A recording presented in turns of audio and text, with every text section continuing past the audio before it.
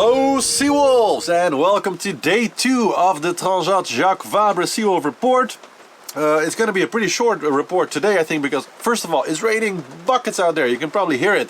And my voice is really sore. I have a bit of a throat infection right now, so I'm going to try to keep it short today. Hopefully I'll be better tomorrow.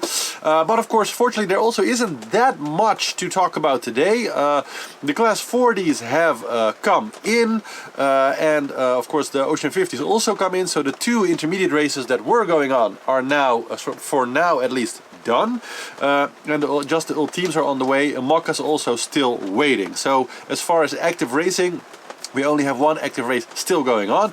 We'll dive into that into a minute.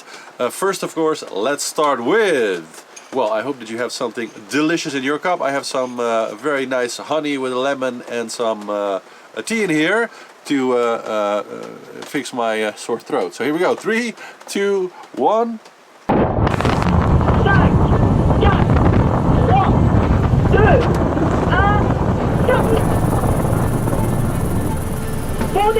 Bon départ pour la classe ultime de la Transat Jacquesvabre Normandie-Le Havre.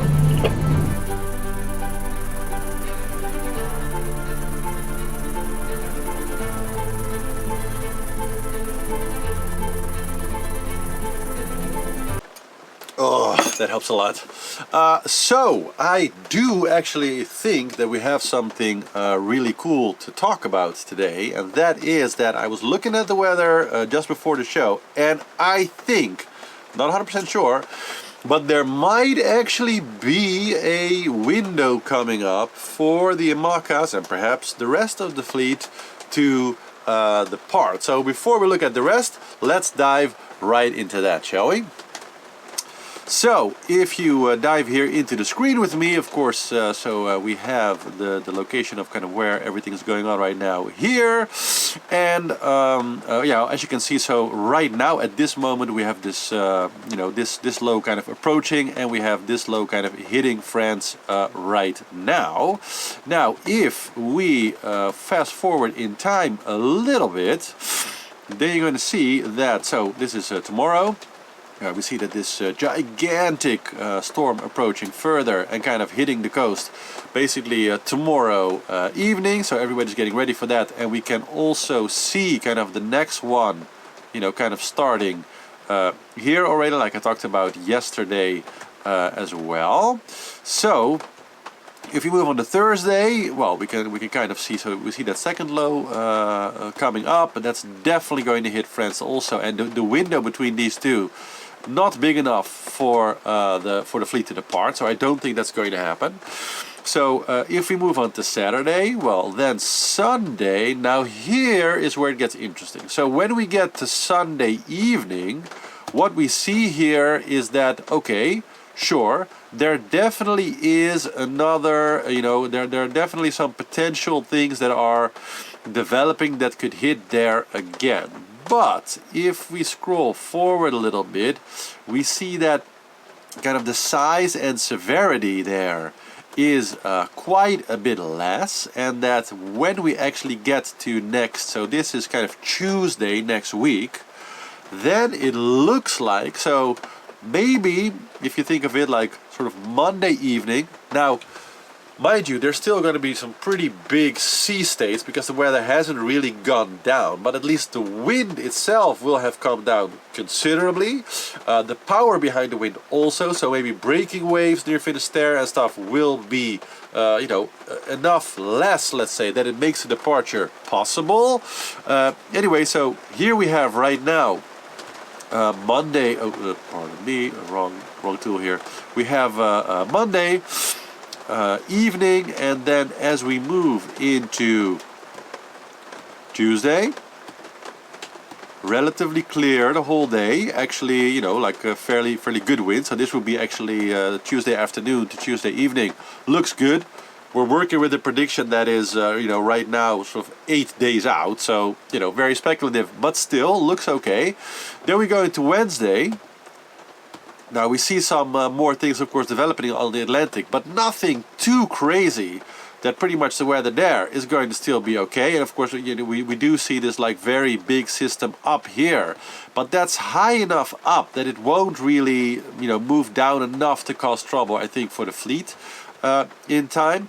So then if we go, if we move on to Wednesday, we see kind of the same thing. So all of Wednesday pretty much clear, giving them basically a 3-day window. Now if you move into Thursday, then we see that, you know, some bad weather again coming into the Bay of Biscay.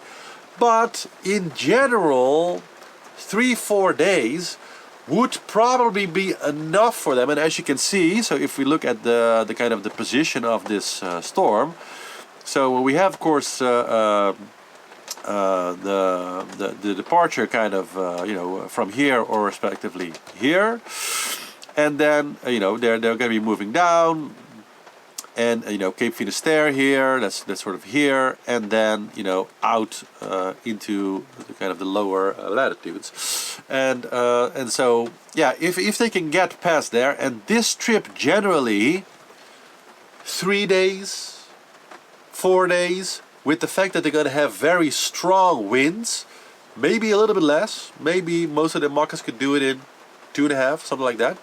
So this is possibly, of course it's still far away, but that could be a window. So that's kind of the good news for today, right? Everything is kind of set, all the boats are in now except for the Ultime, so no racing going on.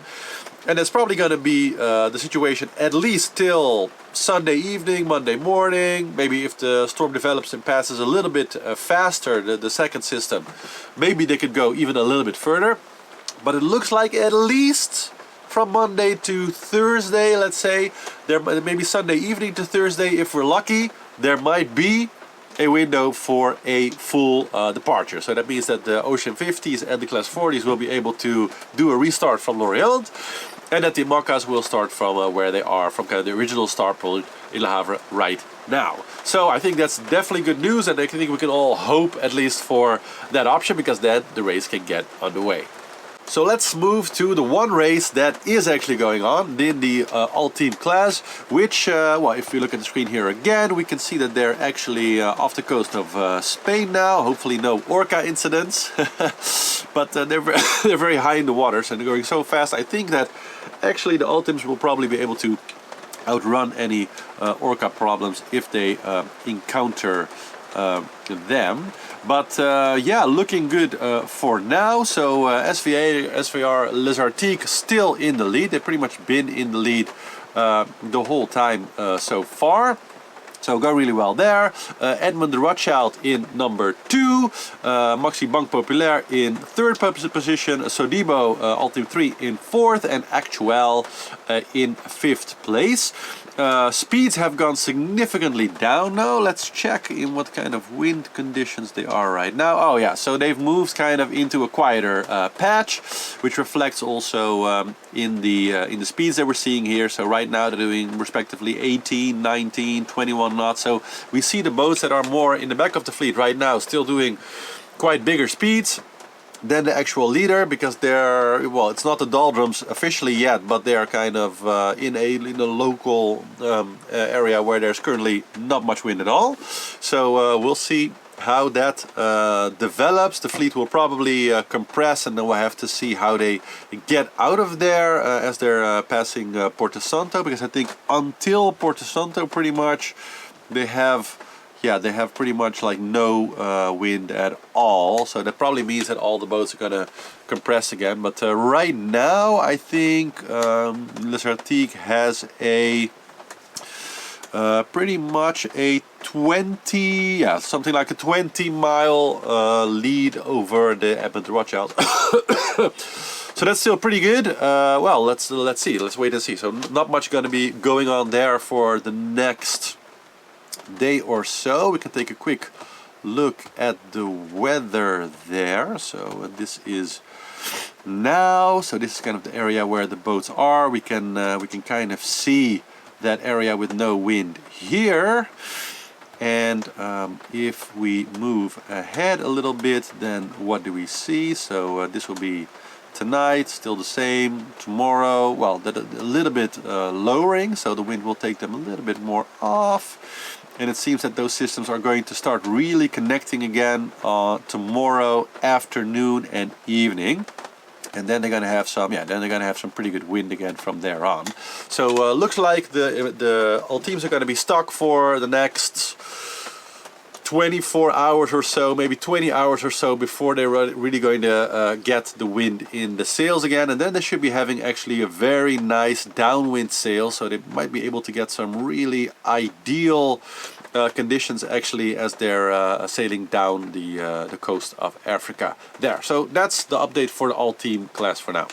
Now, we already talked about the kind of the end position for now of the Ocean 50s yesterday, so we don't need to talk about that today. Of course, the Class 40s came in during the night, and we see that actually the boat that was kind of leading the fleet from the beginning of the race, the Al Grande Pirelli, with Ambrogio Baccaria and Nicolas Andrieux on board, have actually won this intermediate race.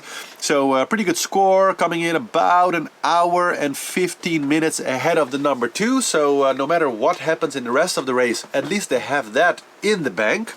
So we'll have to see what happens with the next start. But I mean, an hour and 15 minutes is still a pretty significant lead. So yeah, we'll have to see how the new start goes. If it's going to be, you know, Sunday evening, Monday or whatever, they should have really strong winds. So we should have well, you know, similar conditions to the original start. So it should be pretty spectacular if it actually goes down then. But we'll have to see. Then, shortly, what has been going on with the Imocas in Le Havre. So maybe you guys saw that actually there was a big team effort of all the teams and the crews working together to secure the boats, because the storm that's going to be, you know, kind of hitting the Bay of Biscay is also really going to hit Le Havre and Lorient really hard. I wonder actually what's going up in Lorient, if they're doing actually there also to really secure all the boats a little bit extra.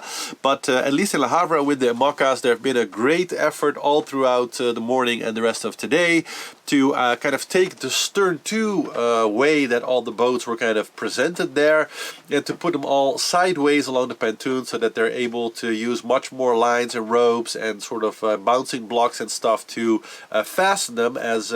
As far as I know right now, they're also going to be like 40, 50, maybe even 60 knot gusts there. So they better make a lot of effort to make sure that all the material stays 100% unbroken, let's say, while the storm passes over the next few days. And then of course the next system coming in also. So they spent pretty much all day doing that, and after that most of the skippers, I guess, went home or went to a hotel or are going somewhere to rest for the next few days as they wait for a new start moment to be chosen. So yeah, that's kind of it for the update for today. Not much to report on, but thank you all again for watching, and I'll see you again tomorrow evening at 7, by the way, not 9. I said that wrong yesterday, but have a great evening. Thanks for watching again, and see you tomorrow. Ciao, ciao.